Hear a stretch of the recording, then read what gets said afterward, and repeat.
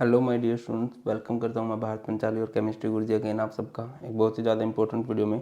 तो आज हम लोग बात करने वाले हैं about previous year question of D and F block elements. 7 marks का ये चैप्टर आने वाला है और बहुत बड़ा चैप्टर है और इसमें बहुत सारी चीज़ें हैं जो आपको याद रखनी है। लाइक मैं आपको बोलूँगा, देखिए इस चैप्टर को आप 3 पार्ट में डिवाइड कर सकते हो। फर्स्ट पार्ट है डी ब्लॉक एलिमेंट्स, उसकी प्रॉपर्टीज़, ठीक है। उसके बाद F block elements. F block elements तो बहुत ईजी है। जो आपको थोड़ा बहुत कंफ्यूज कर सकता है ना, वो कर सकता है डी ब्लॉक के जो कंपाउंड्स हैं, that is potassium dichromate, potassium permanganate, उनकी जो रिएक्शंस हैं उनको टाइम दो। मैंने वन शॉट में करवा रखी हैं और अगर आपको स्टिल कुछ डाउट्स होते हैं तो मैं उनको और डिटेल में करवा दूंगा, ठीक है। वैसे तो बहुत अच्छे से करवा रखी हैं, प्रैक्टिस मैटर करती है। मुश्किल चीज़ें आएंगी, 100% आएगा ही आएगा, तो मुश्किल चीज़ है तो उसके लिए आपकी रिटर्न प्रैक्टिस मैटर करती है। जितनी ज़्यादा प्रैक्टिस होती जाएगी वो रिएक्शन उतनी अच्छी होती जाएंगी। अच्छा, इस लेक्चर की आपको पीडीएफ मिल जाएगी टेलीग्राम चैनल जो कि भारत पंचाल सर के नाम से है। और आपकी केमिस्ट्री से रिलेटेड कुछ भी डाउट है आप मुझे पर्सनली इंस्टाग्राम हैंडल पर भी आप मेरे साथ जुड़ सकते हो। वहाँ पर आप मुझे मैसेज कर सकते हो कि सर यहाँ पर हम प्रॉब्लम फेस कर रहे हैं। और बात यह है कि देखिए डी ब्लॉक एलिमेंट्स के previous year question already uploaded है, तो उनके साथ मर्ज करके हम एफ ब्लॉक एलिमेंट्स के नए क्वेश्चन ऐड कर रहे हैं और जो डी ब्लॉक एलिमेंट्स के कंपाउंड्स हैं उनकी रिएक्शन को और ऐड कर रहे हैं। Our today's class. पहला क्वेश्चन है अकाउंट फॉर द फॉलोइंग। क्या क्वेश्चन है? क्वेश्चन है zinc, cadmium and mercury are considered as D block element but not as transition element. ये क्वेश्चन बहुत बार आता है कि ट्रांजिशन एलिमेंट किसे कहते हैं, और जो इसमें जिंक, कैडमियम, मर्करी होते हैं ना, इन्हें आप लोग ट्रांजिशन कंसिडर करते नहीं हो। इसका कारण क्या है? देखिए बेटा, इसका सिंपल सा रीजन होता है कि जो जिंक, कैडमियम एंड मर्करी हैं, डी ब्लॉक क्यों कंसीडर करते हैं? क्योंकि इनका लास्ट इलेक्ट्रॉन डी में एंटर कर रहा होता है। बट आप इनको ट्रांजिशन क्यों कंसीडर नहीं करते? Because they do not have partially filled d orbital in their atomic state और in their common oxidation state. मैं बताता हूँ मैं क्या कह रहा हूँ। देखिए ट्रांजिशन किसे कहा जाता है? ट्रांजिशन कहा जाता है, ट्रांजिशन शब्द यूज किया जाता है which have partially filled d orbital. अगर कोई भी ऐसा एलिमेंट है जिसका डी ऑर्बिटल जो है पार्शियली फिल्ड है, जिसके डी ऑर्बिटल में कुछ ना कुछ कमी हो, ठीक है, डी में 10 इलेक्ट्रॉन तक जा सकते हैं बट उसमें कुछ कमी हो, 1 से लेकर 9 तक कोई भी अगर कॉन्फ़िगरेशन है, चाहे उनकी ग्राउंड स्टेट में हो उनके पास ऐसा, चाहे उनकी कॉमन ऑक्सीडेशन स्टेट में हो, ठीक है, अगर ऐसा है तो भाई साहब फॉर श्योर उसे आप ट्रांजिशन कंसीडर करोगे। But zinc, cadmium, mercury, even एक नया एलिमेंट भी है कॉपरनीशियम, जिसका एटॉमिक नंबर होता है 112, CN उसका सिंबल होता है, ठीक है, वो भी उसके साथ भी सेम फंडा है। इनके पास डी ऑर्बिटल फुली फिल्ड होता है, ठीक है, इनके डी में 10 रहते हैं, दैट्स व्हाई इनको कभी भी आप ट्रांजिशन कंसिडर करते हो नहीं। नेक्स्ट क्वेश्चन है bro, zinc is not considered as transition element. अब बताया ना, वही बात है, अब प्रीवियस ईयर क्वेश्चन में रिपीट होते रहते हैं। एंड आप देखना प्रीवियस ईयर क्वेश्चन से बहुत ज़्यादा क्वेश्चन आपके फाइनल एग्जाम में आ रहे होंगे। एंड मैं बार बार बोलता हूँ कि नेगेटिव होने की जरूरत नहीं है, बस एक रिपीटेड रिवीजन की जरूरत है। स्टिल कुछ नहीं किया है, कर सकते हो, बस जरूरत है आपको मेहनत करने की। अगले क्वेश्चन पे चलते हैं। नेक्स्ट है what are transition element and write 2 characteristics of the transition element. अभी बताया था ट्रांजिशन एलिमेंट आप लोग किसे कहते हो, किसे कहा जाता है भाई ट्रांजिशन एलिमेंट। अच्छा, ये मैं आंसर साथ में क्यों रख रहा हूँ? क्योंकि देखो बेटा, अब मैं समझाऊंगा, समझ तो तुम्हें आ भी जाएगा, बट पेपर में आपको लिख के आना है। और पेपर में लिख के कब आओगे? जब आपके पास थोड़ी सी बुकिश लैंग्वेज भी आपको पता हो। दैट्स वाई ये आंसर साथ के साथ कि हाँ भाई इसका मतलब ये है, सेंस ये कर रहे हैं, बट आपने पेपर में ये लिख के आना है, ये रीजन है। चलो कम टू द पॉइंट। किसे कहते हो आप लोग? Transition element which have partially filled d orbital. लिखा भी गया है elements which have incompletely field d orbital in their ground state or in any one of their oxidation state are called transition element। और transition element की क्या खासियत होती है? they show variable oxidation state। कई सारी oxidation state होती है, मतलब अगर 3D सीरीज में देखें तो +1 +2 +3 +4 +7 तक जाती है। they exhibit catalytic properties, they form complex, they have high melting point, और भी ये they are lustrous, they have high melting point, ये सब बातें भी हो जाती हैं। आगे बढ़ते हैं। नेक्स्ट क्वेश्चन है why are zinc, cadmium, mercury are non transition element. मतलब मुझे पता है तुम मुझे ज़्यादा सीरियस लेते हो नहीं, बट ये क्वेश्चन आ रहा है बार बार, ठीक है, इसका आंसर वो सेम ही लिखोगे, ठीक है। अच्छा, विच transition metal of 3D series doesn't show variable oxidation state. देखिए इस क्वेश्चन में थोड़ा लोचा है।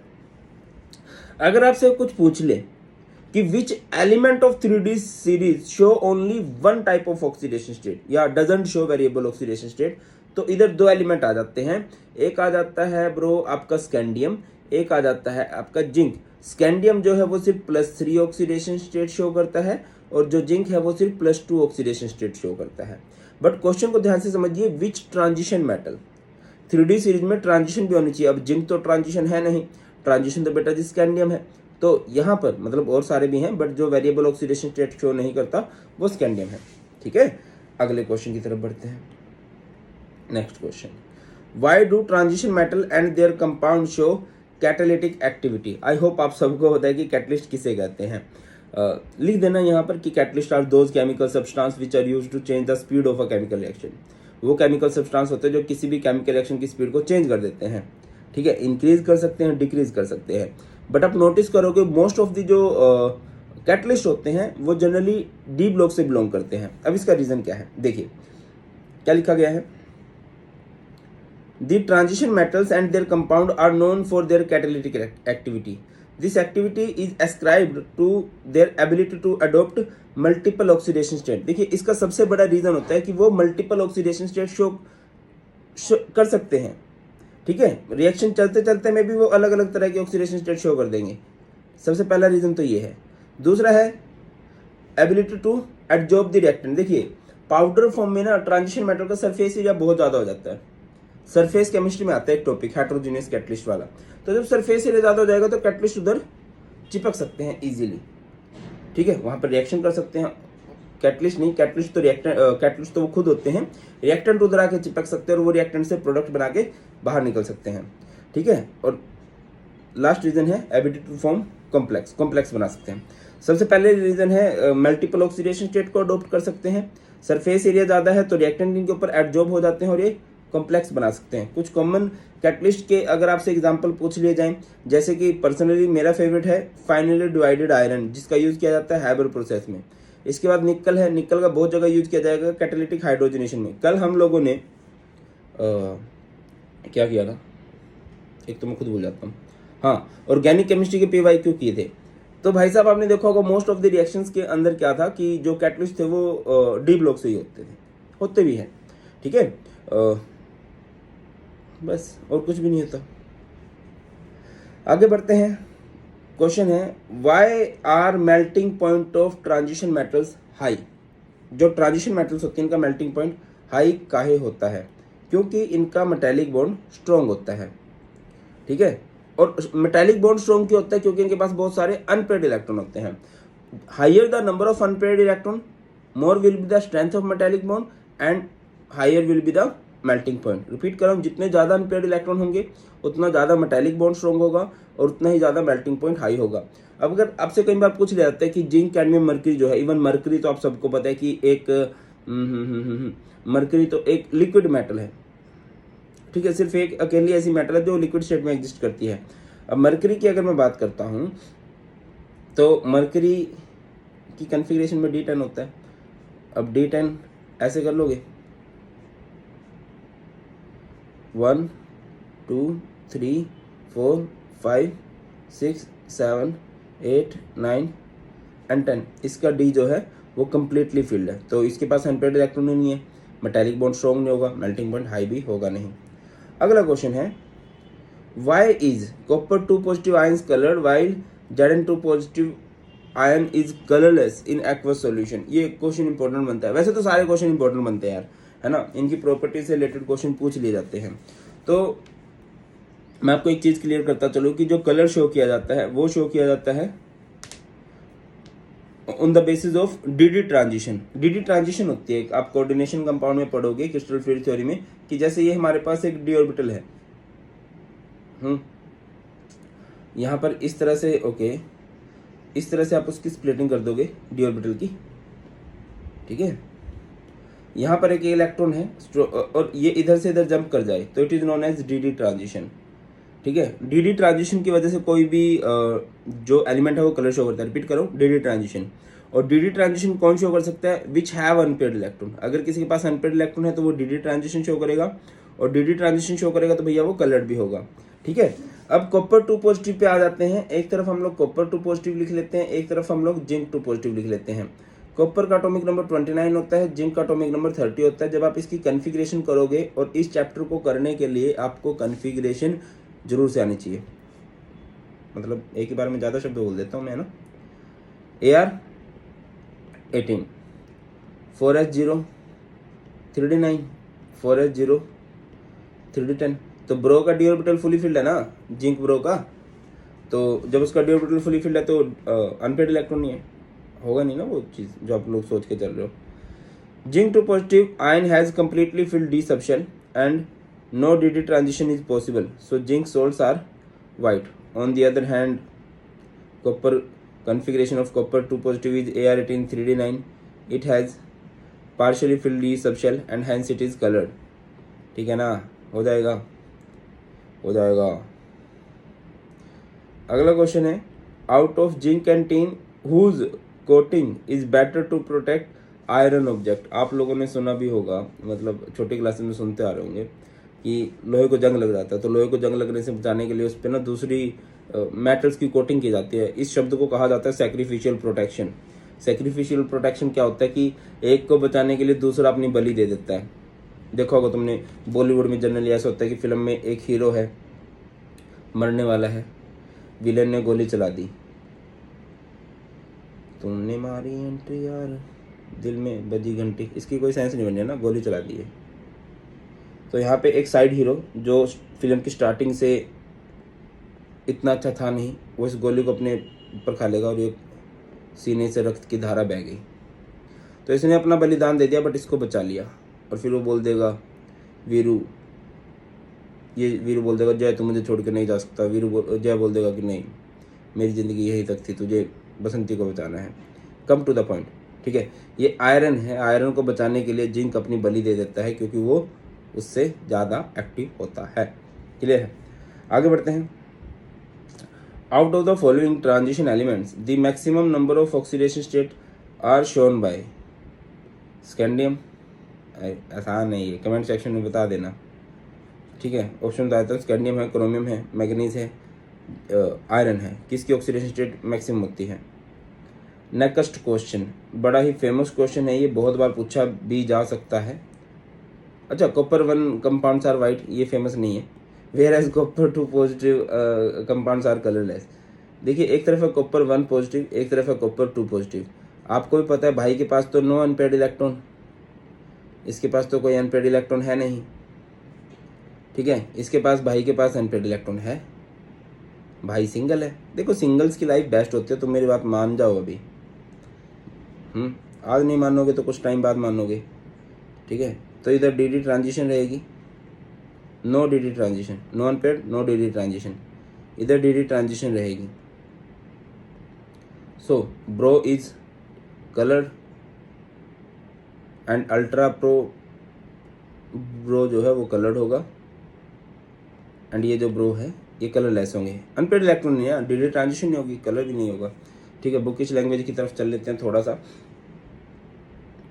Copper 1 compound have completely filled d orbital and there are no vacant d orbital for promotion of d electrons, whereas in copper 2 positive compounds have one unpaired electron which is responsible for color formation. आगे बढ़ते हैं next question की तरफ। Write the formula of an oxoanion of chromium in which it show the oxidation state equal to its group. Same question ना manganese से related भी है। Write the formula of an oxo anion of manganese in which its oxidation the oxidation state equal to its group number. Oxo anion का मतलब क्या होता है? किसके साथ ऑक्सीजन भी होगा और नेगेटिव चार्ज भी होगा। अब आपको ये बताना है कि वो कौन सा ऑक्सो एनायन है। अब देखो, मैं आपको बताता चलूँ कि आप सबने पीरियोडिक टेबल देखी है कभी ना कभी, कुछ इस तरह से। देखो, मेरे को बहुत सारे काम अच्छे लगते हैं बट सबसे अच्छा काम लगता है मुझे इस तरह से पीरियोडिक टेबल बनाना। काश कि मेरे दिमाग के तंतु कभी एक्टिव हो जाए और मैं एक नई पीरियोडिक टेबल बना दूं। हमारे इंडियंस का भी नाम हो जाएगा ना भाई, कुछ ना कुछ। चलो, कम टू द पॉइंट। ऐसे ग्रुप होते हैं ना, ऐसे ग्रुप होते हैं। अब जो ग्रुप नंबर 6 होता है ना, ओके, ग्रुप नंबर 6 होता है वो क्रोमियम के नाम होता है, और ग्रुप नंबर 7 जो होता है ना वो मैग्नीज के नाम होता है। ठीक है, तो भाई साहब Cr2O7 2 negative is the anion of chromium in which oxidation state of chromium is equal to their group number. On the other hand MnO4 negative है। ठीक है, अब क्रोमियम को आप लोग X मान लो, कितने क्रोमियम है, ओके, बहुत गंदा एग्जाम्पल है। Cr2O7 2 नेगेटिव है, क्रोमियम को जब आप X मान लोगे, 2 क्रोमियम है, तो यहाँ पे 7 -2 इज इक्वल टू -2, ये 2x, -14 उधर जाके प्लस का 14, 14 - 2 दैट इज 12/2 इज 6। सिमिलरली आप MnO4 नेगेटिव भी कर सकते हो। MnO4 नेगेटिव की ऑक्सीडेशन स्टेट बता देना, खुद से कुछ ट्राई करना है भाई, पेपर आप लोगों ने दे के आना है। ठीक है, मतलब मैंने तुम्हें सिर्फ टेंशन ना लेने को बोला है, पढ़ने को तो बोला हुआ है, टेंशन लेने के लिए मैं बैठा हूँ, बट पढ़ना तुम्हें खुद पड़ेगा। ठीक है, how would you account for the following transition metals form coloured compound. बताया तो था अभी, that transition metals form coloured compound किस तरह से बनाती हैं। क्वेश्चन देख लीजिए एक बार। Due to the presence of vacant d orbital and dd transition compounds of the transition metals form transition metals are generally colour. Unpaired electron होते हैं जिसकी वजह से dd ट्रांजिशन होती है, और इसी वजह से भाई साहब जो होते हैं वो कलर्ड होते हैं। When an electron from a lower energy d orbital, वो जो 3 डब्बे बनाए थे, is excited to a higher energy d orbital, the energy of excitation correspond to the frequency which generally lies in the visible region. The color observed corresponds to the complementary color of the light absorbed. The frequency of the light absorbed is determined by the nature of the ligand. Very nice. क्या पढ़ दिया मुझे खुद भी पता नहीं लगा। देखिए, जो स्प्लिटिंग है उन ऑर्बिटल की स्प्लिटिंग जो कि वो डिपेंड करेगी किससे, किस पे डिपेंड करेगी भाई, लिगेंड्स की नेचर पे। ठीक है, तो भाई साहब एक कलर व्हील होता है, शायद आपने सुना भी होगा इसका नाम,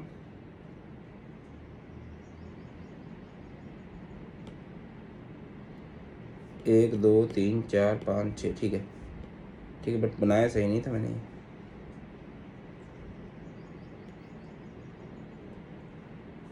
विबग्योर,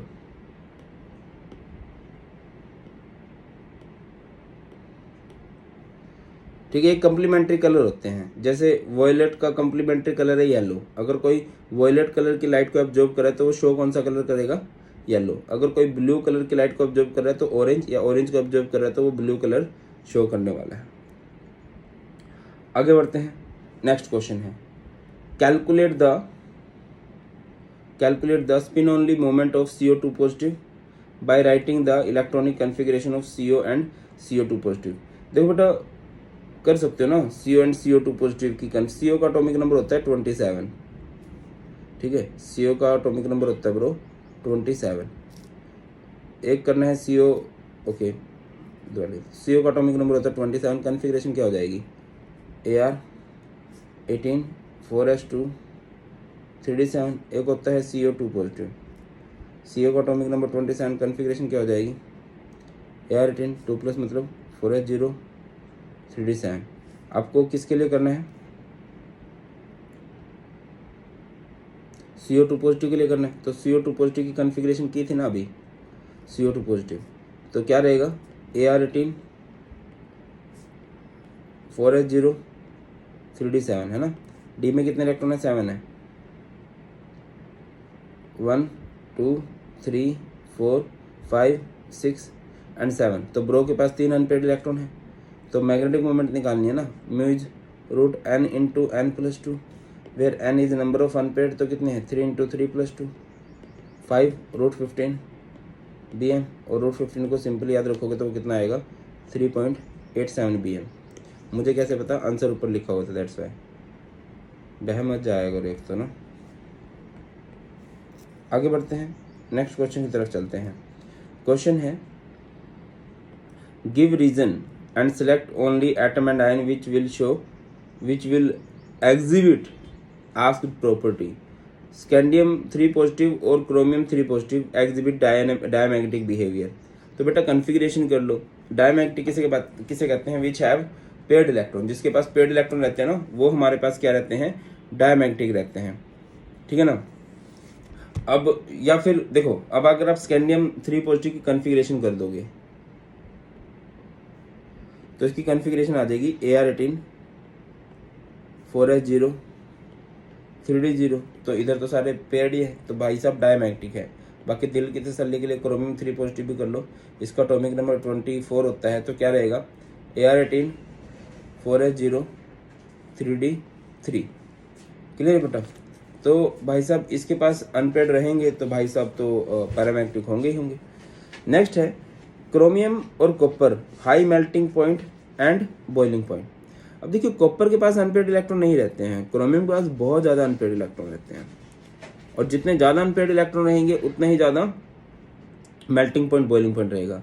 भाई एक बात दोबारा बोल देता हूँ, ठीक है, कई बार बोल दूंगा, डोंट वरी, मेरा काम है तुम्हें सचेत करते रहना। प्लीज़ वन शॉट देख लेना, प्लीज़ नोट्स पढ़ लेना। मेरे वन शॉट मेरे नोट्स पढ़ना कंपलसरी नहीं है, आपको जहाँ से समझ में आता है, जहाँ आपका दिल करता है वहाँ देख लो, बट प्लीज़ पहले आपके कंसेप्ट होने चाहिए, आपको थोड़ा बहुत पता होनी चाहिए कि बातें क्या हैं, ठीक है ना। आगे बढ़ते हैं, लेट्स आगे बढ़ती। बाकी वो पीछे वो स्टिक करना वो गंदा लग रहा है ना, वो ये वाला हटाते हैं इसको, ब्रांड न्यू है ये दिखाना चाह रहा था मैं, ऑफिस जो है। अगला क्वेश्चन है ट्रांजिशन मेटल फॉर्म अलॉयज। अब ट्रांजिशन मेटल जो होती हैं वो अलॉयज बनाते क्यों हैं भाई, बताइए। अलॉयज कहते हैं मिश्र धातुओं को। मिश्र धातु कैसे बनती हैं, बाय मिक्सिंग, है ना। ओके भाई साहब चुप रहिए प्लीज। मिक्सिंग, आप मिक्स करते हो एक मेटल के साथ दूसरी मेटल को, या इसी तरह से मतलब मिक्सिंग होगी तो हमारे पास अलॉय बन जाएगा। अब वो अलॉय बनाते क्यों हैं, क्योंकि उनका साइज सिमिलर होता है, और सिमिलर साइज की वजह से एक देखिए मैं इधर बनाना चाहूंगा, जैसे कि ये आपके पास एक मेटल है, ये इसके एटम्स हैं बेटा जी। अब ये अपने एटम्स की वजह से ना इजीली एक दूसरे में मिक्स हो सकते हैं।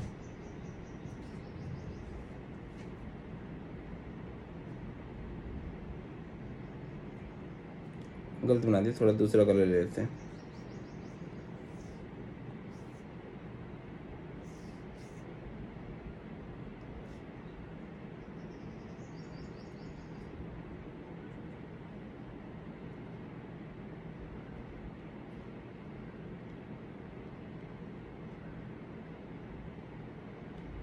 ठीक बेटा, अब इनका साइज सेम है, और साइज सेम है तो बहुत इजीली ये एक दूसरे में मिक्स किए जा सकते हैं। क्लियर है ना। तो मिक्स कर सकते हैं, तो जब इनका प्रोडक्ट बन रहा होगा, मान लीजिए इनका प्रोडक्ट बन गया,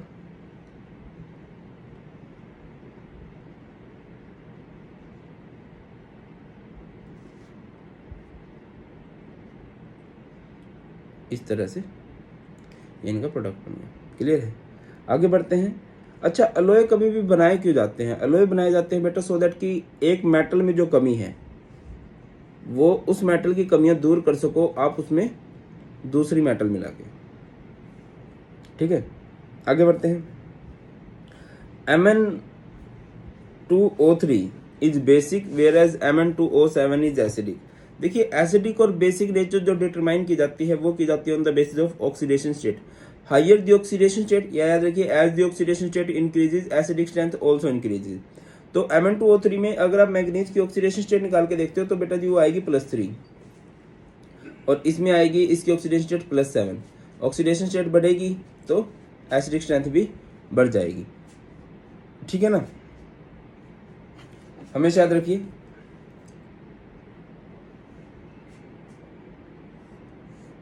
नेक्स्ट क्वेश्चन है आपके पास, मैं इस क्वेश्चन को थोड़ा सा अगले पेज पे करवाने का इच्छुक हूँ, क्या पता तुम्हें दिखाई ना दे।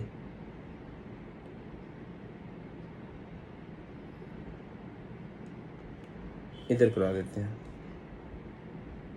एक बार क्वेश्चन को ध्यान से पढ़ लीजिए ब्रो, क्वेश्चन बन सकता है, एनसीईआरटी में भी है शायद ये क्वेश्चन, 2019 में बना हुआ है। क्वेश्चन की तरफ फोकस कीजिए। Use the data to answer the following and also justify giving reason. आपको एक टेबल दी गई है, which is a strong reducing agent in aqueous medium, Cr2 positive और Fe2 पॉजिटिव एंड वाई। देखिए आपको शायद पता है कि रिड्यूसिंग एजेंट का मतलब होता है जो ऑक्सीडेशन अच्छे से शो करे, ऑक्सीडाइजिंग एजेंट का मतलब होता है जो रिडक्शन अच्छे से शो करे। रिपीट कर रहा हूँ, रिड्यूसिंग एजेंट का मतलब होता है जो ऑक्सीडेशन अच्छे से शो करे, ऑक्सीडाइजिंग एजेंट का मतलब होता है जो रिडक्शन अच्छे से शो करे। अब कौन सा अच्छा रिड्यूसिंग एजेंट होगा? जो इनमें से रिडक्शन को अच्छे से शो ना कर रहा हो जो इनमें से रिडक्शन को अच्छे से ना शो कर रहा हो वो रिड्यूसिंग एजेंट अच्छा होगा। जो खुद रिडक्शन नहीं करता वो दूसरों की रिडक्शन अच्छे से करवा सकता है। ठीक है ना? सर आप भी ज्ञान बहुत अच्छा दिया करते हैं। क्या मतलब आप शराबी हो? अरे तो आप देखो, अब रिड्यूसिंग एजेंट निकालना ना, तो आप इनकी ऑक्सीडेशन कर दो। Cr2 positive, Cr3 positive, Fe2 positive, Fe3 positive. इनकी वैल्यू देखो। पहली तो बात, आपको वैल्यू ऑक्सीडेशन में कभी दी नहीं होगी, आपको रिडक्शन में दे रखी है, बस आपको साइन रिवर्स करने पड़ेंगे। Cr2 पॉजिटिव, Cr3 पॉजिटिव, ये है -0.41, तो आप इसको कर दोगे +0.41। और ये है 3 पॉजिटिव 2 पॉजिटिव, ये क्या हो जाएगा? ये 0.77 है तो -0.77। ये आपने इनका ऑक्सीडेशन पोटेंशियल निकाल लिया, और जिसका ऑक्सीडेशन पोटेंशियल प्लस में है वो अच्छा रिड्यूसिंग एजेंट है। कंसेप्ट तो ये बोलता है, बाकी थोड़ा सा बुकिश लैंग्वेज की तरफ आपका ध्यान केंद्रित करना चाहेंगे। क्या लिखा गया है भाई? अगर आप देख पा रहे हो, देख तो पा ही रहे होंगे, ऐसी क्या ही दिक्कत है। देखिए Cr2 positive is a stronger reducing agent than Fe2 positive. क्यों है ऐसा? क्योंकि इसकी रिडक्शन की वैल्यू नेगेटिव है, ठीक है, और Fe की रिडक्शन की वैल्यू पॉजिटिव है। तो जो रिडक्शन अच्छी शो करता है वो रिड्यूसिंग एजेंट अच्छा नहीं हो सकता भाई, मैं ये कह रहा हूँ। बस अगले क्वेश्चन की तरफ चलते हैं। नेक्स्ट क्वेश्चन है आपके पास, which is the most stable ion in +2 oxidation state and why. Next question है आपके पास, which is the most stable ion in +2 oxidation state and why. +2 oxidation state में सबसे ज्यादा स्टेबल आयन कौन सा है और क्यों है? तो अब देखो यार, मैं ये बात कर रहा हूँ कि अब क्वेश्चन पे फोकस करो, वैल्यूज में कंफ्यूज मत हो जाओ। आप ये देखो कि कौन +2 में आते हुए खुश है। अब देखो ये +3 से +2 आ रहे हैं, अगर वैल्यू पॉजिटिव हो रही है इट मीन्स वो खुश है। तो +2 में सबसे ज्यादा खुश ये 3 बंदे हैं, मैग्नीज है, आयरन है, कोबाल्ट है। और इनमें भी सबसे ज्यादा खुश कौन है? कोबाल्ट भैया है, क्योंकि उनकी वैल्यू 1.97 है। और अगर मैं आपसे पूछता हूं कि +2 ऑक्सीडेशन स्टेट में आते हुए सबसे ज्यादा दुखी कौन है, कमेंट सेक्शन में आंसर चाहिए। ठीक है, आगे बढ़ते हैं भाई। नेक्स्ट क्वेश्चन है आपके पास। Okay, how is the variability in oxidation state of transition metal different from that of the p block element. कि जो डी ब्लॉक एलिमेंट की ऑक्सीडेशन स्टेट है वो किस तरह से अलग है पी ब्लॉक एलिमेंट्स की ऑक्सीडेशन स्टेट से। देखो बेटा, पी ब्लॉक एलिमेंट्स में जब ऑक्सीडेशन स्टेट चेंज होती है ना, वो 2 के गैप से चेंज होती है। मतलब एक एलिमेंट की ऑक्सीडेशन स्टेट +3 है तो उसकी अगली ऑक्सीडेशन स्टेट +5 होगी, +7 होगी, 2 का गैप आता है। बट इसमें 1 का गैप आता है, ठीक है, क्योंकि इसमें एक अनपेयर्ड इलेक्ट्रॉन होता है, उसमें पेयरिंग से अनपेयर होते हैं तब इलेक्ट्रॉन्स का लॉस गेन होता है। बाकी बुकिश लैंग्वेज में थोड़ा ज्यादा मजा आएगा। Variable oxidation state of transition metal arise due to incomplete filling of d orbital and is different from each other by unity। यहाँ पर जो डिफरेंस आता है वो यूनिटी का डिफरेंस होता है। On the other hand in P block oxidation state differ generally by a unit of 2। अच्छा वर्ड है कि ट्रांजिशन एलिमेंट्स में ऑक्सीडेशन स्टेट का डिफरेंस यूनिटी होता है, एक के डिफरेंस से चेंज होती हैं, और बाय इधर बाय 2 होती हैं। आगे मूव करते हैं। Next question, out of Cu1 positive and Cu2 positive which ion is unstable in aqueous solution and why। इनमें से कौन, देखिए मैं आपको एक चीज क्लियर करता चलूं, ज्यादा अच्छे से क्लियर होगा। जो Cu1 पॉजिटिव है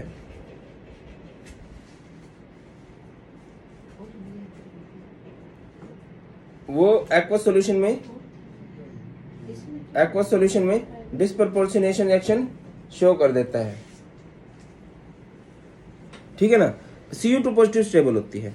अब Cu1 पॉजिटिव लेस स्टेबल क्यों होती है? Due to lower value of lower hydration enthalpy, ठीक है ना, क्योंकि उनकी हाइड्रेशन इंथैल्पी कम है, दैट्स वाई। अगले क्वेश्चन की तरफ बढ़ते हैं। Next question, transition metal show variable oxidation state. And अगला क्वेश्चन है, zinc, cadmium and mercury are soft metal. देखिए वो वेरिएबल ऑक्सीडेशन स्टेट क्यों शो करती हैं? Due to the participation of N-1d and Ns electrons in bonding, Ns electrons in bonding। और क्यों होता है ऐसा? ड्यू टू सिमिलर एनर्जी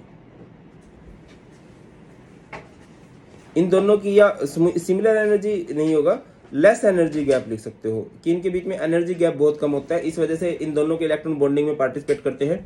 अब जब ज्यादा इलेक्ट्रॉन पार्टिसिपेट करेंगे तो ब्रो ऑक्सीडेशन स्टेट भी ज्यादा आ जाएंगे। अगला क्वेश्चन है, zinc, cadmium, mercury are soft metal. इस क्वेश्चन का आंसर मैं आपको पहले भी कर चुका हूं, दोबारा कर देता हूं। भैया अनपेयर्ड इलेक्ट्रॉन होंगे, मेटालिक बॉन्ड स्ट्रॉन्ग होगा, हार्डनेस ज्यादा होगी। पेयर्ड इलेक्ट्रॉन होंगे, मेटालिक बॉन्ड वीक होगा, सॉफ्टनेस होगी। That's why. आगे बढ़ते हैं, नेक्स्ट क्वेश्चन है। अगला क्वेश्चन आपकी स्क्रीन पर ये रहा, क्वेश्चन आपको दिखाई दे गया होगा। Manganese show the highest oxidation state of +7 with oxygen, but with fluorine it show the highest oxidation state of +4। Famous question है, कई बार देखने को मिल जाता है। अगला क्वेश्चन है, transition metal show variable oxidation state. I think मैं इसका आंसर कर चुका हूं कि ट्रांजिशन मेटल जो होती है वेरिएबल ऑक्सीडेशन स्टेट शो करती है। अब इस क्वेश्चन को देख लेते हैं कि ऑक्सीजन के साथ इसकी ऑक्सीडेशन स्टेट ज्यादा क्यों होती है। बेटा जी, ऑक्सीजन मल्टीपल बॉन्ड बना सकता है, मल्टीपल मतलब डबल बॉन्ड बनाता है एक टाइम में। फ्लोरीन के पास भाई से के पास वो शक्तियां है नहीं, ठीक है, ये एक रीजन है। अगला क्वेश्चन है, transition metal show variable oxidation state. Transition metal show variable oxidation state, बार बार एक क्वेश्चन आ रहा है, हो जाएगा। अगला है, copper positive ion is unstable in aqueous solution. हो चुका है, copper 1 positive ion is unstable in aqueous solution, ठीक है। Why do transition element show variable oxidation state? हो जाएगा। In 3D series which element show the maximum number of oxidation state and why? बताइए 3D series में highest oxidation state कौन show करता है भाई? याद रखिए बेटा, among 3D series manganese show the highest oxidation state, जो कि +2 से +7 तक होते हैं। और ऐसा क्यों होता है? क्योंकि इनके पास सबसे ज्यादा अनपेयर्ड इलेक्ट्रॉन होते हैं। Higher the number of unpaired electron, more will be oxidation state, ठीक है। अगला क्वेश्चन है, हाईएस्ट फ्लोराइड। मैं क्वेश्चन की शक्लो सूरत दिखा देता हूं आप लोगों को, कुछ इस तरह से क्वेश्चन दिखता है। Highest fluoride of Mn is MnF4, where as the highest oxide is Mn2O7। Oxygen double bond बना सकता है, दैट्स वाई वो हायर ऑक्सीडेशन स्टेट तक उसे पुश कर सकता है, ठीक है। Transition metal and their compound show catalytic property, adopt multiple oxidation state, है ना। और क्या कर सकते हैं? Adsorb reactant on their surface and can form complex. आगे बढ़ते हैं ब्रो, नेक्स्ट क्वेश्चन आपकी स्क्रीन पर। Following ions are given, identify the ion which is a strong reducing agent, unstable in aqueous solution, a strong oxidizing agent, give suitable reason in each। तो देखिए, अगर आपसे पूछा जाए कि रिड्यूसिंग एजेंट कौन सा ज्यादा अच्छा है, कौन रिड्यूसिंग एजेंट मतलब जो ऑक्सीडेशन शो करेगा, ठीक है। मैं आपको एक चीज बताता हूँ, ये क्वेश्चन बहुत बार ज्यादा चांसेस है। कॉपर 2 पॉजिटिव है ना भाई, वो आप देखोगे कॉपर 3 पॉजिटिव में ज्यादा स्टेबल है। क्यों? क्योंकि इसकी D3 कॉन्फ़िगरेशन स्टेबल होती है, exactly half filled T2G orbital हो जाते हैं। कौन से? T2 मामा नहीं है, T2G, ठीक है। अगला है नेक्स्ट आपके पास भैया, कॉपर 1 पॉजिटिव अनस्टेबल होता है एक्वस सॉल्यूशन में। आपको पता है कि उसकी वो एक्वस सॉल्यूशन में डिस्प्रोपोर्शनेशन रिएक्शन शो कर देता है, और उसकी हाइड्रेशन एंथैल्पी भी कम होती है। या फिर ऐसे याद रखो कि सिंपल हमेशा कि भाई साहब वो क्या शो कर देगा? डिस्प्रोपोर्शनेशन रिएक्शन शो कर देगा, और मोर स्टेबल +2 ऑक्सीडेशन स्टेट की तरफ चला जाएगा। नेक्स्ट है, अ स्ट्रॉन्ग ऑक्सीडाइजिंग एजेंट। इनमें से कौन स्ट्रॉन्ग ऑक्सीडाइजिंग एजेंट है? जो रिडक्शन शो करेगा, ठीक है, जो इलेक्ट्रॉन लेना चाहेगा। इनमें से कौन इलेक्ट्रॉन लेना चाहेगा भाई? कोबाल्ट तो है नहीं, तो Mn3 positive. Mn3 positive Mn2 positive की तरफ जाना चाहेगा, लिखा भी गया है।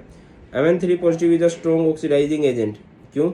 Because electronic configuration of Mn2 positive is 3d5, which is half filled and hence stable.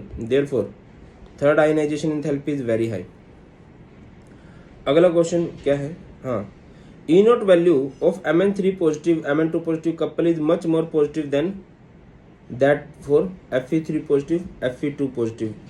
देखिए वैल्यू किस पे डिपेंड करेगी कि बेटा स्टेबल कौन है उसमें। अब देखिए Mn2 पॉजिटिव ज़्यादा स्टेबल है, एग्जैक्टली D5 कन्फिग्रेशन आ जाएगी, इसकी थोड़ी ना D5 कन्फिग्रेशन आ रही है। ठीक है, बाकी क्लियर है।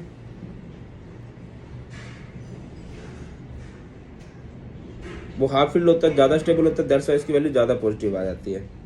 अगला क्वेश्चन है, iron has higher enthalpy of atomisation than that of copper. देखिए इंथैल्पी ऑफ एटमाइजेशन किस पे डिपेंड करती है? इंथैल्पी ऑफ एटमाइजेशन किसे कहते हैं? एटमाइजेशन का मतलब होता है सब्सटेंस को आप सॉलिड फॉर्म से गैसेस फॉर्म में कन्वर्ट कर रहे हो। ठीक है, इसे इंथैल्पी ऑफ सब्लिमेशन भी कह सकते हो कि आप एक सब्सटेंस को सॉलिड से किस फॉर्म में लेके जा रहे हो बेटा? गैसेस फॉर्म में। ठीक है, अब सिंपल सी बात है, एक सॉलिड से गैस में बदलने में एनर्जी तो लगेगी। अब जो जितना ज्यादा सॉलिड होगा, जिसका मेटालिक बॉन्ड जितना ज्यादा स्ट्रॉन्ग होगा, उसमें उतनी ज्यादा एनर्जी लगेगी। अब बेटा जी आयरन के केस में अनपेड इलेक्ट्रॉन बहुत ज्यादा है, बहुत स्ट्रॉन्ग मेटालिक बॉन्ड है, इसी वजह से उसकी इंथैल्पी ऑफ एटमाइजेशन भी ज्यादा होती है। ऑन दी अदर हैंड अगर मैं कॉपर की बात करता हूँ, कॉपर के पास 1 एम्पेयर है और कई बार तो 1 भी नहीं होता। ये एक बड़ा रीजन है।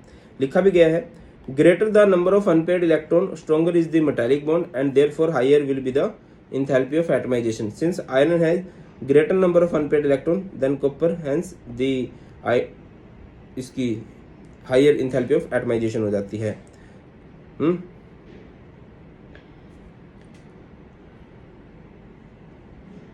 कलर वाला सीन है। अच्छा, कॉम्प्लेक्स का सीन आ जाता है। कॉम्प्लेक्स कोऑर्डिनेशन कंपाउंड में आता है कि जो डी ब्लॉक के एलिमेंट होते हैं बहुत ज्यादा कॉम्प्लेक्स बनाते हैं, बहुत ज्यादा कोऑर्डिनेशन कंपाउंड बनाते हैं। अब बनाते क्यों हैं? सबसे पहला रीजन है comparatively smaller size, high ionic charge, availability of D orbital. 3 बातें होती हैं। साइज स्मॉल होता है, न्यूक्लियर चार्ज ज्यादा होता है। न्यूक्लियर चार्ज की देखिए कॉम्प्लेक्स कब बनते हैं? जब लिगेंड जुड़ते हैं। अब लिगेंड अप्रोच करते हैं, उन पे खुद पे नेगेटिव चार्ज आता है, ऑब्वियसली वो पॉजिटिव को अप्रोच करेंगे, तो उनके पास पॉजिटिव चार्ज ज्यादा है और उनके पास डी ऑर्बिटल भी वैकेंट रहता है ब्रो। अगला क्वेश्चन है, अच्छा स्कैंडियम 3 पॉजिटिव इज कलरलेस, हो जाएगा ना कलरलेस वाला सीन। अगला क्वेश्चन है, the lowest oxide of transition metal is basic where as the highest oxide is amphoteric और एसिडिक। बेटा जी ये क्वेश्चन मैं आप लोगों को बता चुका हूं। जैसे जैसे ऑक्सीडेशन स्टेट बढ़ती है, एसिडिक स्ट्रेंथ बढ़ती है। Lower the oxidation state more will be basic strength, higher the oxidation state and जितनी ऑक्सीडेशन स्टेट ज्यादा होगी एसिडिक स्ट्रेंथ भी उतनी ज्यादा होगी।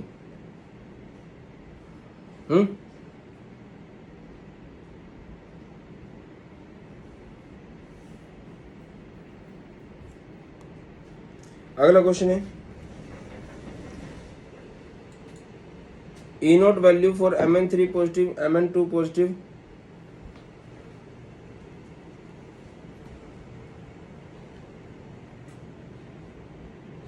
देखिए बेटा ये किस पे डिपेंड करती है E0 वैल्यू वगैरह? ये डिपेंड करते हैं भैया कौन किस ऑक्सीडेशन स्टेट में कौन किस कॉन्फ़िगरेशन में ज्यादा स्टेबल है। मैग्नीज की D5 हो जाएगी, बट क्रोमियम का तो कुछ भी फायदा नहीं हो रहा 2+ में, वो एक रीजन हो जाता है।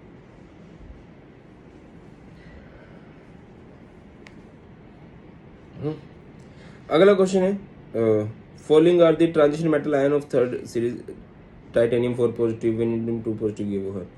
Which ion is more stable in aqueous solution and why? इनमें से कौन से वाला जो है ज्यादा स्टेबल होगा और क्यों होगा?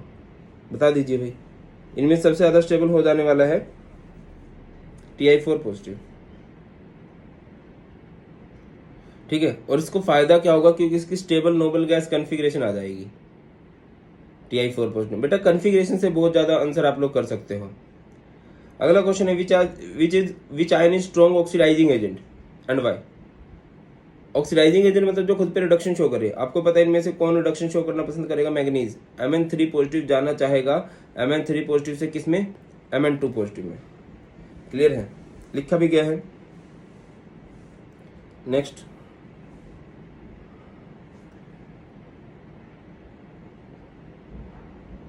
अगला है विच आयन इज, चलिए तो ठीक है ना, मैग्नीज के साथ होगा। मैग्नीज जो है +2 में ज्यादा स्टेबल होता है। नेक्स्ट क्वेश्चन है, which ion is colourless and why? तो इधर से Ti4 पॉजिटिव जो है वो कलरलेस हो जाएगा और कलरलेस क्यों होगा टाइटेनियम 4 पॉजिटिव? बिकॉज इसके पास कोई अनपेड इलेक्ट्रॉन ही नहीं है।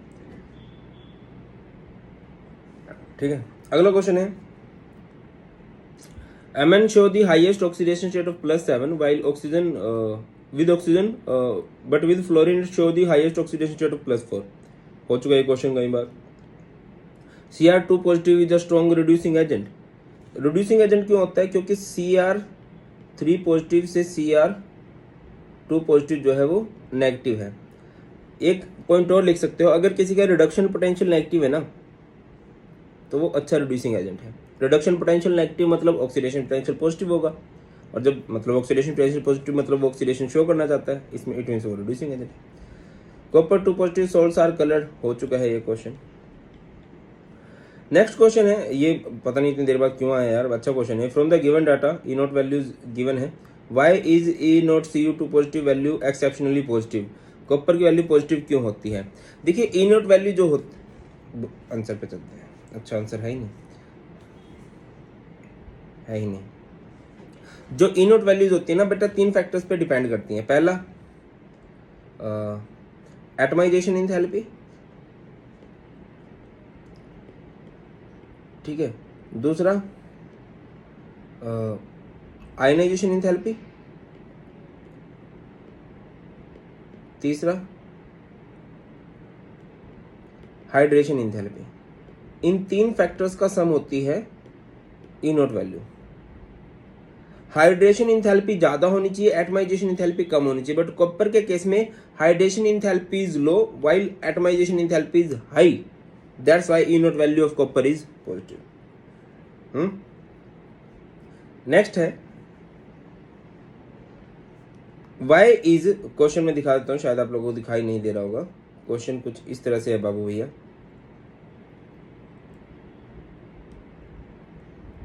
क्या सर बाबू भी बोल रहे और भैया भी?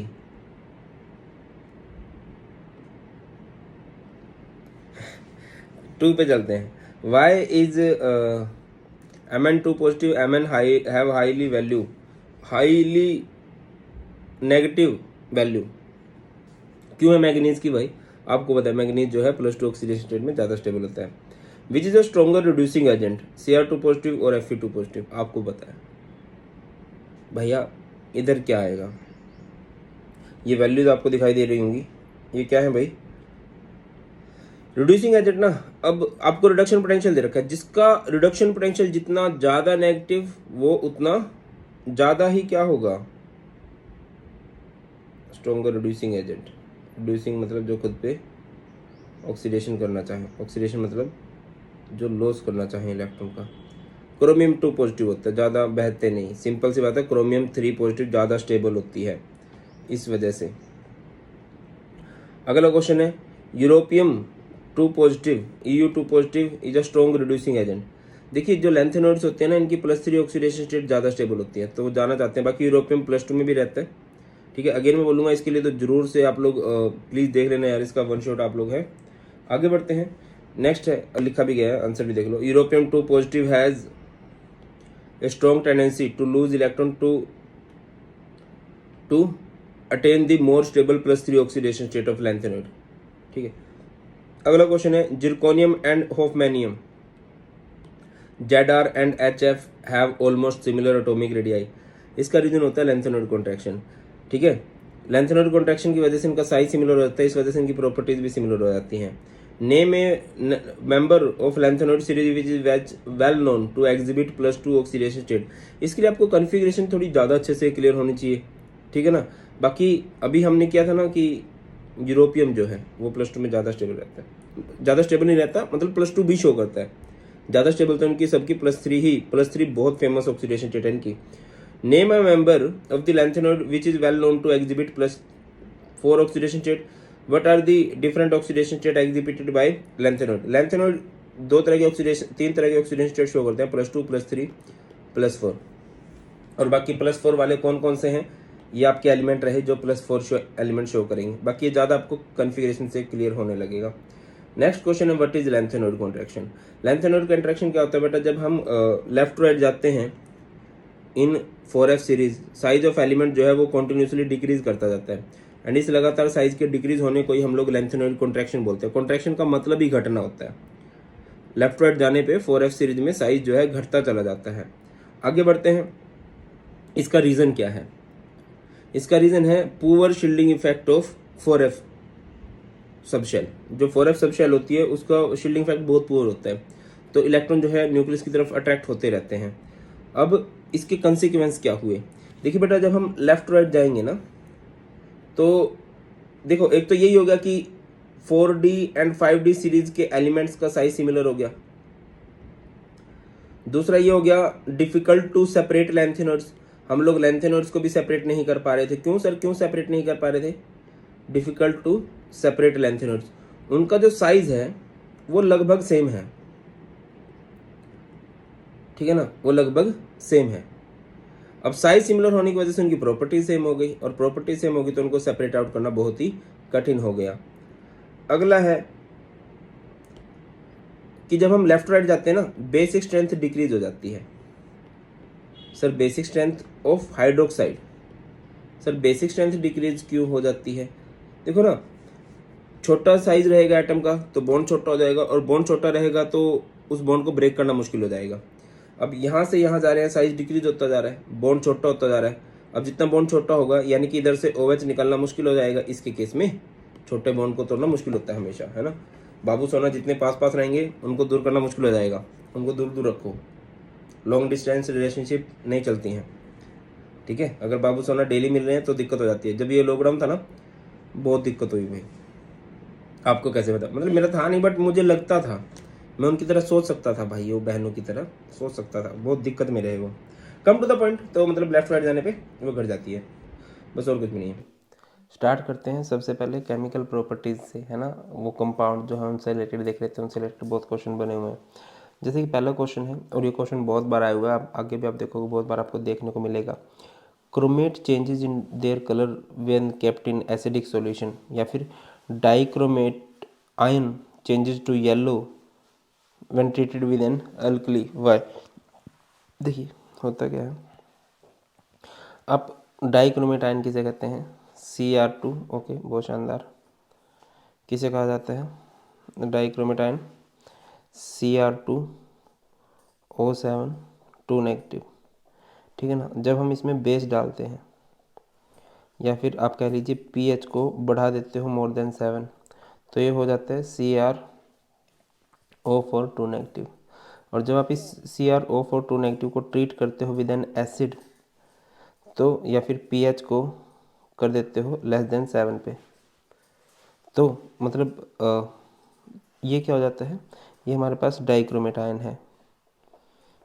डाइक्रोमेट आयन को जब हम एक बेस के साथ ट्रीट करते हैं तो वो कन्वर्ट हो जाता है क्रोमेट आयन में। और देखिए जो क्रोमेट आयन है, क्रोमेट आयन का कलर क्या होता है? येलो। और डाइक्रोमेट आयन का कलर क्या होता है? ऑरेंज, है ना। तो जब आप एक इसको डाइक्रोमेट आयन को बेस के साथ ट्रीट करोगे तो आपको क्रोमेट आयन मिल जाएगा, और जब आप क्रोमेट आयन को एक एसिड के साथ ट्रीट करोगे तो डाइक्रोमेट आयन मिल जाएगा। तो जैसे ही क्रोमेट से डाइक्रोमेट या डाइक्रोमेट से क्रोमेट बनेगा तो उनके कलर चेंजेस होंगे, है ना। डाइक्रोमेट ऑरेंज कलर का होता है और क्रोमेट आयन येलो कलर का होता है। यही लिखा गया है, when an acid is added, concentration of H positive ion is increased and the reaction proceed in the backward direction producing an orange red array। ये सिंपल है, बुकिश लैंग्वेज यहाँ पे मुश्किल है। नेक्स्ट है MnO4 नेगेटिव। MnO4 नेगेटिव से मेरा मतलब है परमैंगनेट आयन। आयनिक रिएक्शन बहुत इजी है, ठीक है ना। आपको मतलब जो मैंने वन शॉट कराया है ना, उसमें ये लिखवाया हुआ है, नोट्स में भी यही है। मतलब 10-12 रिएक्शन है और वो सिंपली है। इसको एसिडिक सॉल्यूशन में डालोगे, NO2 नेगेटिव है, कुछ भी नहीं चेंज करना है, NO2 नेगेटिव को नाइट्रेट आयन में बदल देना है, ठीक है ना। उसके बाद MnO4 2 नेगेटिव है, ये परमैंगनेट आयन नहीं है, मैग्नेट आयन है। और जब एक मैग्नेट आयन को एसिड में डालोगे तो वो आपका कन्वर्ट होगा किसके अंदर? फर्स्ट ऑफ ऑल परमैंगनेट के अंदर, MnO4 नेगेटिव। एक्चुअल में यहाँ पर डिस्प्रपोर्शनेशन रिएक्शन होती है, और दूसरा ये कन्वर्ट हो जाता है MnO2 में एंड 2H2, ठीक है। ये देखो, ये हमारे पास मैग्नेट आयन है, ये आपने इसको एसिड में डाला तो ये परमैंगनेट आयन MnO2 और 2H2। यहाँ पर अगर आप इसकी ऑक्सीडेशन स्टेट देखते हो, यहाँ पर Mn की ऑक्सीडेशन स्टेट अगर आप काउंट करोगे तो +6 है, तो +6 से +7 हुआ है और +7 से +4, तो +6 से +7 बोले तो इंक्रीज़ हुआ है और ये डिक्रीज़ हुआ है, तो डिसप्रपोर्शनेशन रिएक्शन का भी एग्जाम्पल हो गया। उसके बाद है MnO4 नेगेटिव को एसिडिक मीडियम में डाला गया, तो यहाँ से MnO4 को जब आप एसिडिक मीडियम में डालते हो तो ये कन्वर्ट हो जाता है Mn2 पॉजिटिव में, ठीक है ना। एसिडिक मीडियम में डालोगे, बेसिक मीडियम में, पानी में डालोगे तो क्या होगा, ये वाली बातें हैं, ठीक है। अब ये MnO4 नेगेटिव है, MnO4 नेगेटिव को अपने पानी में डाल दिया तो ये किस में कन्वर्ट होगा, Mn2 पॉजिटिव में। और अगली बात है कि SO2 की रिएक्शन देखिए, SO2 किस में कन्वर्ट हो जाया करता है, SO4 नेगेटिव में। ये रिएक्शन देखनी होती है। Fe2 पॉजिटिव Fe3 नेगेटिव में कन्वर्ट हो जाता है, I नेगटिव I2 में, और आयोडेट में भी कन्वर्ट होता है। एक स्पेशल जगह आएगी जब वो आयोडेट में बदलता है। और जितने भी आयोडाइड हैं, जितने भी हैलाइड्स हैं वो हैलोजन में, लाइक Cl नेगटिव Cl2 में, Br नेगटिव Br2 में, इस तरह से रिएक्शंस चलती हैं। आगे बढ़ो। ऑरेंज सॉल्यूशन, ये हम अभी करके आए हैं। Orange solution of potassium dichromate turns yellow on adding sodium hydroxide to it. तो पोटेशियम डाइक्रोमेट है, दैट इज K2Cr2O7, और या फिर डाइक्रोमेट आयन, जब उसमें बेस डालेंगे तो वो क्रोमेट आयन में कन्वर्ट होगा, और क्रोमेट आयन का कलर क्या होता है, येलो होता है। Orange colour of dichromate ion changes to yellow when an alkali such as NaOH is added, because on addition of an alkali the concentration of H positive ion decreases. ये बड़ी अजीब सी language है, ठीक है ना। Dichromate ion orange colour का होता है और क्रोमेट आयन येलो कलर का होता है। अगला है write the balanced chemical equation involve in the preparation of KMnO4। ये करना जरूरी है आपके लिए, कर लेना, मैं करवा देता हूँ। जैसे कि सबसे पहले आप लोगों ने MnO2 लिया, MnO2 को आपने डाल दिया किसके अंदर, बेस के अंदर, पहला स्टेप, और यहाँ पर O2 है तो ये कन्वर्ट हो जाएगा K2MnO4 में, और इधर है आपका 2H2। अब ये जो आपका K2MnO4 है इसको आप ट्रीट कर दो विद Cl2, तो ये किस में कन्वर्ट हो जाएगा, 2KMnO4 और प्लस में 2KCl। आप देखो, आपने पायरोलुसाइड से मैग्नेट आयन से क्या बनाया है, पोटेशियम मैग्नेट, और पोटेशियम मैग्नेट से क्या बनाया है, पोटेशियम पर मैग्नेट। या फिर आप इसको एसिड के साथ भी ट्रीट कर सकते हो तो पर मैग्नेट आयन में कन्वर्ट हो जाएगा। आगे बढ़ते हैं। Write the balanced ionic equation showing the oxidising action of acidified dichromate ion. Dichromate ion किसे कहते हो आप लोग, Cr2O7 2 नेगेटिव। आप इसको एसिड में डालोगे यानी कि 14H पॉजिटिव, तो ये क्या करे, आयरन 2 आयन, आयरन 2 यानी कि Fe2 पॉजिटिव। अब आपको समझना होगा कि ये कन्वर्ट किस में होगा। सबसे पहली बात है डाइक्रोमेट आयन कन्वर्ट हो जाता है 2Cr3 पॉजिटिव में, और Fe2 पॉजिटिव से बन जाता है Fe3 पॉजिटिव, और बाकी 14H पॉजिटिव है ना, तो 14H पॉजिटिव से बन जाएगा 7 टाइम्स ऑफ H2, ठीक है। उसके बाद है Sn2 positive, reaction ditto copy है, ठीक है ना। ये क्या हो जाएगा, Cr2O7 2 नेगेटिव, इसमें आप H पॉजिटिव डाल लोगे, और Sn2 पॉजिटिव से क्या बन जाएगा, Sn2 पॉजिटिव कन्वर्ट हो रहा होगा बेटा Sn4 पॉजिटिव में। ये Cr3 पॉजिटिव H2 तो बनेगा ही बनेगा। आपने ये देखना है कि किससे क्या बनता है, Fe2 पॉजिटिव से Fe3 पॉजिटिव बनता है, और Sn2 पॉजिटिव से Sn2 पॉजिटिव नहीं बनता, Sn2 पॉजिटिव से Sn4 पॉजिटिव बनता है। आगे बढ़ो, नेक्स्ट क्वेश्चन है हमारे पास। When MnO2 is fused with KOH in the presence of KNO3 as an oxidising agent, it gives a dark green compound. वो जो डार्क ग्रीन कंपाउंड होता है ना, वो होता है पोटेशियम मैग्नेट। देखिए ये रहा, ये है पायरोसाइड, आपने इसको KOH KNO3 के साथ ट्रीट किया तो आपको मिल गया K2MnO4। K2MnO4 is potassium magnet. इधर है KNO2 एंड H2O। आगे कह रहा है compound A disproportionate in acidic solution to give purple compound. Purple का मतलब होता है पोटेशियम पर मैग्नेट। अभी किया था K2MnO4 को एसिड में डाल दो तो वो KMnO4 MnO2 K2SO4 और इधर H2O में कन्वर्ट हो जाएगा। अगला क्या कह रहा है वो, an alkaline solution of compound B. Compound B है यहाँ पर पोटेशियम पर मैग्नेट, ये जो आपने बनाया है, ऑक्सीडाइज के आई। देखिए जब आप पोटेशियम पर मैग्नेट को अल्कलाइन मीडियम में लोगे ना तो ये कन्वर्ट हो रहा होगा भाई आयोडेट में, आयोडेट। और अगर आप इस KI को KMnO4 के साथ एसिडिक मीडियम में लोगे तो ये कन्वर्ट हो रहा होगा आयोडीन में।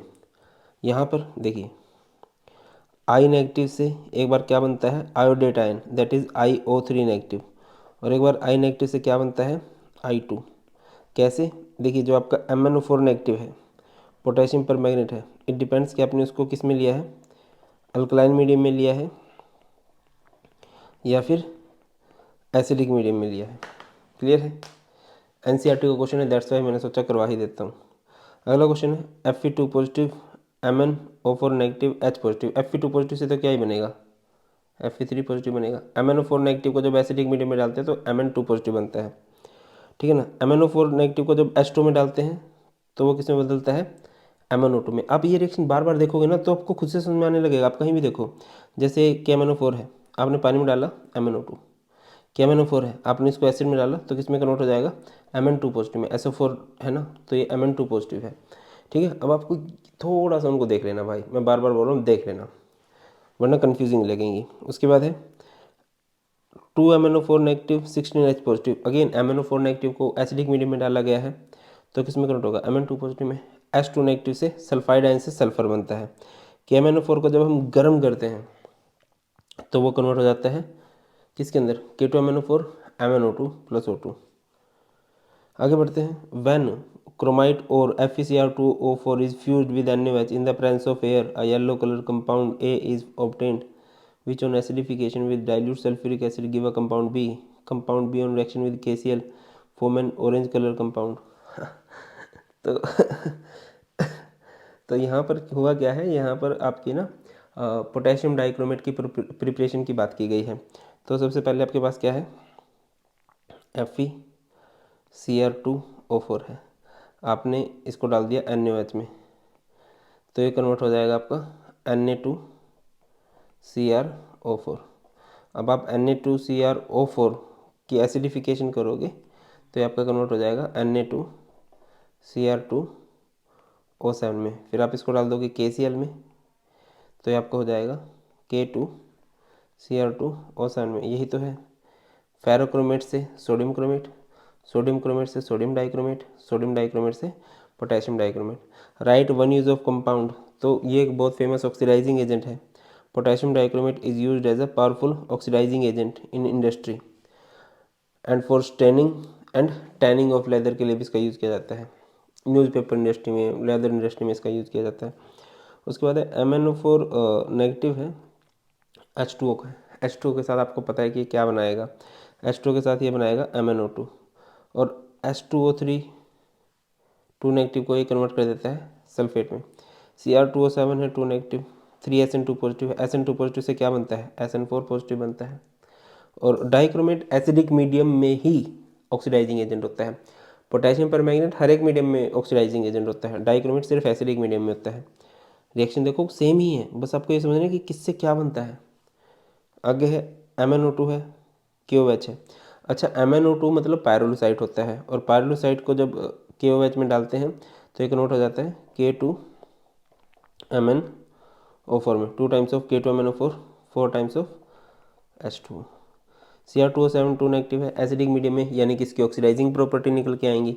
और ये I नेगेटिव से क्या बना रहा होगा, ये I नेगेटिव से I2 बना रहा होगा। नोटिस करो Cr2O7 2 नेगेटिव 14H पॉजिटिव। तो पहले तो बताए Cr2O7 Cr3 पॉजिटिव में कन्वर्ट होता है 3I2 7H2। Describe the oxidising action of potassium dichromate writing the ionic equation with iodide H2S। Iodide से क्या कन्वर्ट होगा भाई, आयोडाइड आयन, ये वाली रिएक्शन हो जाएगी आयोडाइड आयन से तो I2। और H2S है, H2S का मतलब क्या होता है, या तो H2S कर लो या इसको सल्फर 2 नेगेटिव से कर लो। सल्फर 2 नेगेटिव से आपका क्या बन जाएगा बेटा, सल्फर बन जाएगा। गेटिंग माई पॉइंट और नोट। बाकी तो सिंपल है। आगे बढ़ते हैं next, how do you prepare K2MnO4 from MnO2। क्या करना है, MnO2 को डाल दो किसके अंदर, KOH के अंदर और O2, तो किस में कन्वर्ट हो जाएगा K2MnO4 में। Na2Cr2O7 बनाना है Na2CrO4 से।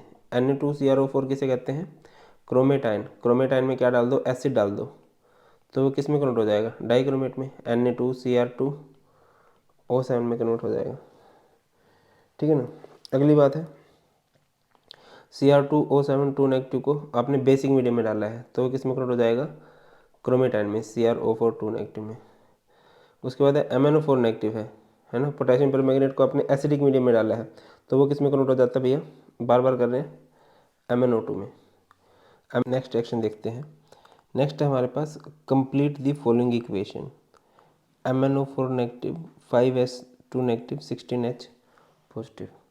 अब देखिए 16H पॉजिटिव से तो सिंपल समझो यार कि 8H2 बनेगा। अब ये F5S2 नेगेटिव है, S2 नेगेटिव से क्या बन जाता है, सल्फर, और बाकी 2MnO4 नेगेटिव से क्या बन जाएगा आपका, यहाँ पर सिंपली आप लोग क्या लिख सकते हो, 2Mn2 पॉजिटिव। अच्छा Cr2O7 2 नेगेटिव है, आपने इसको बेसिक मीडियम में डाला है, तो इसकी रिएक्शन तो डिट्टो कॉपी हो जाएगी जो आपने ऊपर की हुई है, ये वाली है ना, ये वाली हो जाएगी। आगे बढ़ते हैं, नेक्स्ट क्वेश्चन है हमारे पास। नेक्स्ट है explain the preparation of sodium dichromate from chromite ore. Chromite ore क्या होता है, FeCr2O4, आप उसमें क्या डालते हो, NaOH, तो क्या बन जाता है, सोडियम क्रोमेट, Na2CrO4, फिर आप उसको ट्रीट करते हो विद एसिड, तो वो सोडियम क्रोमेट किस में कन्वर्ट हो जाता है, सोडियम डाइक्रोमेट में, Na2Cr2O7 में। अच्छा अगला क्वेश्चन है, give the equation representing oxidation of ferrous salt by dichromate ion. Dichromate ion क्या होता है आपके पास, Cr2O7 2 नेगेटिव, आप इसको एसिड में डालोगे क्योंकि ये तो सिर्फ एसिडिक मीडियम में ही ऑक्सीडाइजिंग एजेंट का काम करता है। Fe2 पॉजिटिव को ऑक्सीडाइज करके क्या बना देगा, ये बना देगा Fe3 पॉजिटिव, और इसकी ऑक्सीडाइजिंग प्रॉपर्टी आप लोगों ने देखी भी होगी, ये कन्वर्ट हो जाता है Cr3 पॉजिटिव में, 2Cr3 पॉजिटिव में, और ये जो 7 ऑक्सीजन है ये तो क्या बनाएंगे, 14H2, ऑक्सीडेशन स्टेट का डिफरेंस बैलेंस कर लेंगे। क्लियर है। आगे देखते हैं, नेक्स्ट है MnO2 को KOH और O2 में डाला गया है, तो ये पायरोलोसाइट है, पायरोलोसाइट को बेसिक मीडियम में डाल के क्या बनाते हो, K2MnO4। ठीक है। उसके बाद I नेगेटिव है, I नेगेटिव को परमैंगनेट आयन है, एसिडिक मीडियम है, तो I नेगेटिव से क्या बनता है भाई, I नेगेटिव से आपका I2 ही बनता है। ठीक है। उसके बाद Cr2O7 है, Sn2 पॉजिटिव, Sn2 पॉजिटिव से क्या बनता है बेटा, Sn4 पॉजिटिव बनता है। सिंपल सी रिएक्शन है, वही चीज़ें बार बार रिपीट होती हैं। अब जैसे 6Fe2 पॉजिटिव है, Fe2 पॉजिटिव किस में कन्वर्ट हो रहा होगा, Fe3 पॉजिटिव में। CrO4 2 नेगेटिव है, ये हमारे पास है क्रोमेटाइन, एसिडिक मीडियम में डाला गया है, तो ये डाइक्रोमेटाइन में कन्वर्ट हो जाएगा। C2O4 है, C2O4 2 नेगेटिव, इसे ऑक्सैलेट आयन बोलते हैं, और ऑक्सैलेट आयन जो होता है ना, ये आपका कार्बन डाइऑक्साइड में कन्वर्ट होता है। उसके बाद है describe the preparation of potassium permanganate, बना लोगे, बनाना सिखाया है। अच्छा ये रहा, सॉरी ये इधर है, ठीक है ना, CO2 में कन्वर्ट हो जाता है।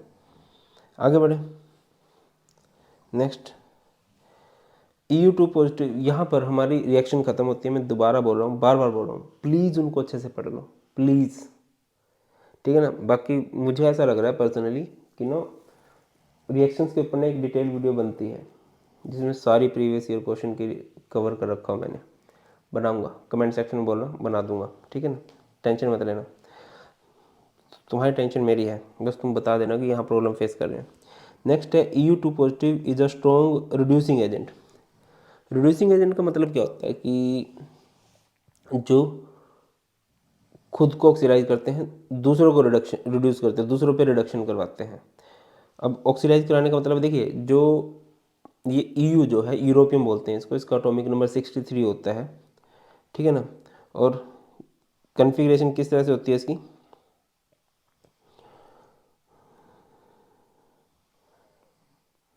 XE54, उसके बाद 6S2 4F7 होता है, यूरोपियम की अगर मैं बात करता हूँ तो यहाँ पर इसकी ऑक्सीडेशन स्टेट +2 है, बट एफ ब्लॉक के जो एलिमेंट्स होते हैं, स्पेशली अगर मैं बात करूँ लैंथेनॉइड्स की, उनकी मोस्ट कॉमन ऑक्सीडेशन स्टेट +3 होती है। तो +3 वाली ऑक्सीडेशन स्टेट की तरफ जाना चाहते हैं, दैट्स वाई वो खुद पे कौन सी रिएक्शन करना पसंद करते हैं, oxidation. EU2 positive has a strong tendency to lose electron to attain more stable +3 oxidation state of lanthanoids, hence it is a strong reducing agent. But +2 भी स्टेबल होती है, बट +2 भी स्टेबल होती है, +3 ज़्यादा कंफर्टेबल होते हैं ये, ठीक है ना। आगे बढ़ते हैं। Zirconium and hafnium have almost similar atomic radii. इसका सिर्फ एक रीज़न है, सिंपल सा, लेंथेनॉइड कॉन्ट्रैक्शन 100% आएगा, आगे पढ़ेंगे। Due to lanthanoid contraction the elements of 4D and 5D series have similar atomic radii. आगे बढ़ते हैं। Next question, name a member of the lanthanoid series which is well known to exhibit +2। अभी किया था हम लोगों ने, europium is well known to exhibit +2। अब देखो ना, ये स्टेबल रहने के लिए क्या कर देता है, एस के इलेक्ट्रॉन को निकाल देता है, जिससे स्टेबल रह जाता है, ठीक है ना। उसके बाद है, name a member of lanthanoid series which is well known to exhibit +4 oxidation state. कई सारे हैं, सीरियम हो गया, प्रोमिथियम नहीं, पीआर हो गया, प्रोसोडियम है ये कुछ ऐसे, ये टर्बियम है, ये DY हो गया। नेक्स्ट है, what are the different oxidation state exhibited by the lanthanoids. Most common +3 होती है, इन एडिशन +2 +4 भी शो कर सकते हैं, ठीक है ना। जैसे सीरियम +4 शो कर सकता है, TB टर्बियम +4 शो कर सकता है। क्यों शो करता है, क्योंकि जब सीरियम +4 शो करेगा तो 4F0 हो जाएगा, टर्बियम जब शो करेगा +4 तो 4F7 हो जाएगा। सिमिलरली यहाँ पर यूरोपियम +2 शो करना पसंद करता है, ये टर्बियम बोलते हैं इसको, ये भी +2 शो करना पसंद करता है। याद रखना ये 2-3 एग्जाम्पल की +3 स्टेप्स शो करना पसंद करते हैं। बट आपसे कोई पूछे कि भाई बताओ +2 में कौन ज़्यादा कंफर्टेबल है, +4 में कौन ज़्यादा कंफर्टेबल है, तो आपके पास एग्जाम्पल होने चाहिए। Lanthanum and all the lanthanoids predominantly show +3 oxidation state, ठीक है ना। However some of the lanthanoid also show +2 and +4। कुछ एलिमेंट +2 और +4 भी शो करते हैं। The irregularity arise, electronic configuration की इरेगुलरिटी स्टेबिलिटी वाले चक्कर की वजह से होती है हर जगह, ठीक है ना। Attainment of stable empty 4F0, half filled 4F7, fully filled 4F14 subshell. आगे बढ़ो। What is lanthanoid contraction, what are its 2 consequences. Lanthanoid contraction क्या होती है, देखिए जब हम लेफ्ट राइट जाते हैं लैंथेनॉइड 4F सीरीज में, तो जो एलिमेंट्स का साइज है वो कॉन्टिन्यूसली डिक्रीज होता चलता है, श्रिंक करता चलता है। इस लगातार साइज के डिक्रीज होने को ही हम लोग क्या बोलते हैं, लैंथेनॉइड कॉन्ट्रैक्शन। क्या लिखा गया है, the study decrease in the atomic and ionic radii of lanthanoid elements with increase in atomic number is called lanthanoid contraction. होता क्यों है, क्योंकि देखो न्यूक्लियस है, न्यूक्लियस इलेक्ट्रॉन को अंदर खींचता है, बाहर के इलेक्ट्रॉन को, उसको रोकने का काम है 4F का। 4F का काम है कि वो शील्डिंग प्रोड्यूस करे, शील्डिंग का मतलब होता है रुकावट पैदा करे, बट उसका शील्डिंग इफेक्ट बहुत पुअर होता है उसकी डिफ्यूज शेप की वजह से। क्यों होता है, due to the imperfect shielding of nuclear charge by 4F electron. अब इसके कंसिक्वेंस क्या होते हैं, 2-3 कंसिक्वेंस है भाई। सबसे पहला तो ये है कि लेफ्ट राइट जाते हुए साइज डिक्रीज हो रहा है, तो जो बेसिक स्ट्रेंथ है ऑफ ऑक्साइड एंड हाइड्रोक्साइड वो भी डिक्रीज हो जाती है। पॉइंट नंबर 2, इनका साइज लगभग सेम होता है तो इन सबकी प्रॉपर्टीज भी सेम हो जाती है। It becomes difficult to separate, lanthanoids को सेपरेट करना डिफिकल्ट हो गया है, ठीक है ना। उसके बाद atomic and ionic size of 4D and elements and 5D elements. ये जो अभी आपने किया था ना जिरकोनियम एंड होफमैनियम, ये क्यों हुआ था, ये 4D और 5D के एलिमेंट है, इनके बीच में लेंथ 4D और 5D के बीच में लैंथेनॉइड कॉन्ट्रैक्शन आ गई, जिसकी वजह से इनकी प्रॉपर्टी में रिजेम्बलेंस आ गया, इनकी प्रॉपर्टी जो है सिमिलर होने लगी हैं।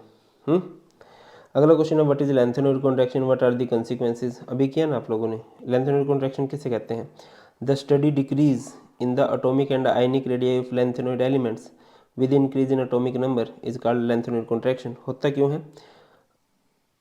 due to the poor shielding effect of 4f orbital due to its diffuse shape. The basic strength of oxide and hydroxide decreases, ये इसका कॉन्सिक्वेंस है। इसके अलावा 4d 5d सीरीज के एलिमेंट्स का साइज सिमिलर हो जाता है। लैंथेनॉइड्स को सेपरेट आउट करना बहुत मुश्किल हो जाता है। अगला क्वेश्चन है, write one similarity and one difference between chemistry of lanthanoid and actinoid. Similarity last electron F orbital में एंटर करता है, ये भी एक बेसिक सी सिमिलैरिटी है। बाकी कर लेते हैं। The elements in both the series are electropositive in nature, they are reactive metal and act as strong reducing agent. Active metal मतलब वो होती हैं जो इलेक्ट्रॉन देना पसंद करती हैं, है ना, जो दूसरों पर रिडक्शन कराते हैं, खुद पे ऑक्सीडेशन। डिफरेंस क्या है, बड़ा फेमस डिफरेंस है, लैंथेनॉइड जो होते हैं नॉन रेडिएक्टिव होते हैं, जबकि एक्टिनॉइड जो होते हैं वो रेडिएक्टिव होते हैं। अगला क्वेश्चन है, chemistry of actinoids is complicated as compare to lanthanoids, give two reasons. बड़ा फेमस क्वेश्चन आता है जब हम डिफरेंस करते हैं ना कि एक्टिनॉइड्स को इतने अच्छे से नहीं स्टडी किया जा सकता। इसका सबसे बड़ा रीज़न ये है कि ये जो होते हैं ना भाई साहब रेडियोएक्टिव होते हैं। Most of the actinoids are radioactive. अब रेडियोएक्टिव एलिमेंट्स को कैसे पढ़े, इतना ईजी होगा नहीं, ठीक है। उसके बाद अलावा क्या होता है, actinoids show greater number of oxidation state. Oxidation state बहुत ज़्यादा, और ऑक्सीडेशन स्टेट बहुत ज़्यादा कब हो जाती है, इनके 5f 6d 7s की एनर्जी लगभग सेम होती है, और जब बहुत ज़्यादा ऑक्सीडेशन स्टेट होती है, बहुत ज़्यादा कंपाउंड्स बनते हैं, तब भी थोड़ी डिफिकल्टी आ जाती है। अगला क्वेश्चन है, actinoid show irregularity in their electronic configuration. थोड़ी देर पहले बताया था, इलेक्ट्रॉनिक कन्फिग्रेशन में जो इरेगुलरिटी आती है वो आती है ड्यू टू स्टेबिलिटी इश्यूज, है ना। The irregularity in the electronic configuration of actinoids are due to extra stability of F0 F7 and F14। Actinoid contraction is greater than lanthanoid contraction. देखिए लैंथेनॉइड कॉन्ट्रैक्शन होती है 4f की वजह से, 4f की जो शील्डिंग फैक्ट होता है पुअर होता है, 5f का शील्डिंग फैक्ट उससे भी पुअर होता है, तो उससे भी ज़्यादा कॉन्ट्रैक्शन देखने को मिलती है, उससे भी ज़्यादा साइज डिक्रीज होता है। The actinoid contraction is more than lanthanoid contraction because 5f electrons are more poorly shielded. अगला क्वेश्चन है, give reason actinoid exhibit a greater range of oxidation state. वैसे तो हमने पीछे पढ़ा है, दोबारा पढ़ लेते हैं। Actinoid exhibit greater range of oxidation state than lanthanoids because there is less energy difference between 5f and 6d orbital in actinoids than the energy difference between 4f and 5d। 5f and 6d के बीच में energy difference कम है, तो दोनों मिलके electron देते हैं, ज़्यादा electron दे सकते हैं। जब इलेक्ट्रॉन डिफरेंस बहुत ज़्यादा हो जाता है ना, तो बहुत कम इलेक्ट्रॉन दिए जाते हैं, एनर्जी डिफरेंस जब बहुत ज़्यादा हो जाता है। अगला क्वेश्चन है, why do actinoid show wide range of oxidation state. अभी किया हम लोगों ने कि जो इनका 6d है, जो इनका 5f है, इनके बीच में एनर्जी डिफरेंस कम होता है। अगला है, write one similarity between the chemistry of lanthanoids actinoids. देख लेते हैं, actinoid exhibit greater range of oxidation state, क्यों, there is less energy difference between 5f and 6d than the energy difference between 4f and 5d in case of lanthanoid. Similarity क्या है कि ये electropositive nature के होते हैं और strong reducing agent का काम करते हैं। अगला क्वेश्चन आपका आ गया है, with the reference of structure variability and chemical reactivity write the differences between lanthanoids and actinoids. Structure क्या होते हैं, all the lanthanoids are silvery white soft metal. Hardness of lanthanoid increases with increase in atomic number. Left right जाएंगे, size decrease होता जाएगा, size decrease होता जाएगा तो hardness भी बढ़ती चली जाएगी। एक्टिनॉइड मेटल भी सिल्वरी होती हैं, मेटल सारी सिल्वरी होती हैं, ठीक है ना, but display a variety of structure. The structural variability is due to irregularity in metallic radii which are greater than that of lanthanoids. इनके जो मेटेलिक रेडियाई का डिफरेंस है वो लैंथेनॉइड से ज़्यादा होता है, दैट्स वाई इनका स्ट्रक्चर भी वेरी करता है। केमिकल रिएक्टिविटी की बात करें, earlier member of lanthanoid series are reactive but with increase in atomic number they behave more like aluminium. Initial member calcium की तरह बिहेव करते हैं, हाइयर मेंबर एल्यूमिनियम की तरह बिहेव करते हैं। एक्टिनॉइड्स आर हाईली रिएक्टिव, भाई रिडक्टिव हैं। रिडक्टिव का मतलब ये होता है उनकी रिएक्टिविटी बहुत ज़्यादा होती है।